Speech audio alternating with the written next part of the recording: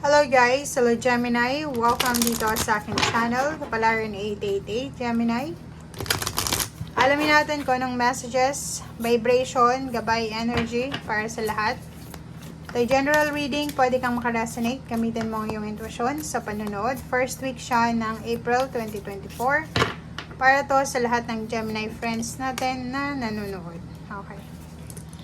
Okay, first card mo dito is a blessing of the waters. And 43, for a blessing for those who are nearing their final death. Okay, Gemini. Sa linggong ito, sinasabi ng barahan na sobra ka daw na bless sa pagkakaroon ng mga water signs energy.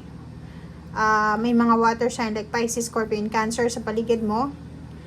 And at the same time, blessing ka din lalo na yung ibang Gemini na naka-experience sila, nakita nila yung mga ancestor nila or mga elders nila na nawala ng buhay. So, hindi natin alam kung ano to, but ikaw lang yung makakaalam nito kung bakit lumabas yung barahan nito. If ever nag-outing ka sa linggong ito, spending time sa nature, lalo na sa dagat, sa tubig, sa river, bless ka daw dahil posibleng ma-replenish yung energy mo. Makapag-detox ka, makapag-water detox ka, and at the same time, magkaroon ka ng time para sa sarili mo, mawala yung mga, kumbaga, negative energies sa katawan mo through the water, diba? Nature. Okay, Gemini. So, meron ka dito, number 7, na patience and planning. May kailangan kang pagpasensyahan ngayon or may kailangan kang planuhin. Parang hindi mo inaasahan ang pangyayaring ito. And sinasabi ng barahan na ano man ang mangyari sa linggong ito, kailangan mong magpasensya. Okay? Marami kang maaalala sa buhay mo this week. Lalo na yung mga mahal mo sa buhay na wala na dito. Especially if may mga iba sa inyo na close kayo sa grandparents nyo or sa kapamilya nyo na wala na dito sa mundong ibabaw, posibleng maaalala nyo sila ngayon mismo sa linggong ito kasi may mga instances, may mga pagkakataon sa linggong ito na magdadala sa kanila ng yung mararamdaman mo, yung presence nila or yung importante ng buhay nila or mararamdaman mo yung kawalan nila, parang ganun. Stand your ground, and then heart chakra. Yung heart chakra mo, relationship, ayos naman, Gemini, wala namang issue sa relationship mo. Ang kailangan mo lang gawin dito is kailangan mong panindigan. If ever sa relationship may mga tao sa paligid mo like parents, siblings, relatives na ayaw yung karelasyon mo. Ayaw nila yung dinala mo sa pamilya nila or sa pamilya mo, pinakilala, but sinasabi stand your ground. Okay, stand your ground, kailangan mong panindigan. Kung talagang mahal mo, ipaglaban mo. Kung talagang gusto mo, ipaglaban mo. Okay? Lalo na yung heart chakra mo kasi stable naman eh. So, kailangan mo siyang ipaglaban. Okay, 35. Nakikita natin dito na isang lalaki, it's either single siya, ang napipredict niya kung ano yung posibleng future niya.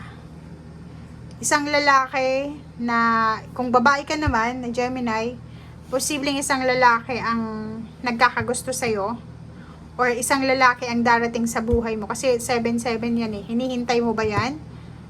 Or posibleng ikaw yung hinihintay niya. So, comment down below. 777. So, naghihintay kayo eh. Okay? Naghihintay kayo or hinihintay kayo. Parang ganun. So, kung ano man itong hinihintay mo, sa either lalaki ka or babae ka, kung ano itong minamanifest mo, parating na siya.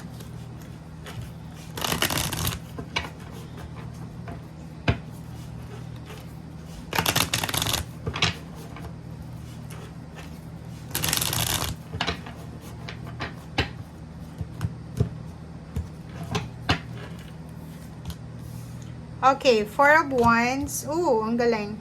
So, this week guys, sinasabi ng baraha sa'yo na kung may mga issues regarding sa pag-aaway pamilya, away pamilya kasi to eh. It's either may mga competition, pag-aaway, or sangkot ka sa misunderstanding, or sa kung ano pa man, posibleng may mag-offer sa'yo ng apology, reconciliation, or ikaw mismo ang kailangan mo nung humingi ng tawad. So, kung makikita mo dito, lakasan mo yung loob mo. Kasi, lalo na yung mga Gemini, medyo mataas yung pride nyo, 'di ba? Hindi kayo yung klase ng tao na magsusorry kayo, or hindi kayo yung klase ng tao na kayo yung unang makikipagbate. So, dito daw sa barahang to, Four of Wands kasi siya eh. Kung gusto mong makuha yung emotional or family balance, or kung gusto mong bumalik, memories of love kasi, marami kang mga naaalala from your past na mga okasyon kasama yung pamilya, mga pangyayari sa past mo na masaya, and then ngayon parang alone ka, or pwedeng magkakasama nga kayo pero may kulang. So, kung gusto mo daw na bumalik yung dati, or gusto mong bumalik yung dating stability and balance and security, lakasan mo yung loob mo, and ikaw ang unang mag-reach out. Kasi, etong Five of Wands na to is, hanggat matataas yung pride, walang mangyayaring peace of mind. Diba? Or peace. Decision making to. Lumabas ka sa comfort zone mo. Kasi, yun na nga yung sabi ko si kanina, kadalasan, yung mga Gemini is matataas yung pride nila. Hindi sila yung unang makipag-reach out or makikipagbate or hihingi ng apology, makipag-reconcile. So, ano daw, baguhin mo daw yon. So, parang sinasabi ng barahan, lumabas ka sa comfort zone mo, lumabas ka sa dating ikaw.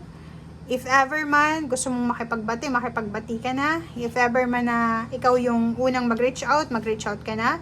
Kung gusto mo daw na maging maayos, maging peaceful, maging stable, harmonious, balanse ang iyong emotional na buhay.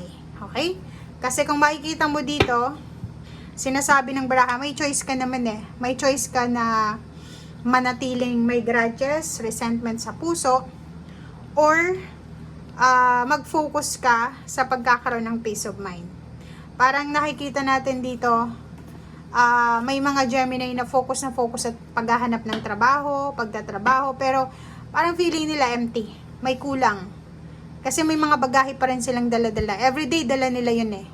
Grudges, resentment, galit, or kano pa man, suklam. So, kailangan mo i-let go para makapag-focus ka na sa trabaho mo, para makapag-focus ka na sa mga choices mo. Okay, thank you guys. Bye!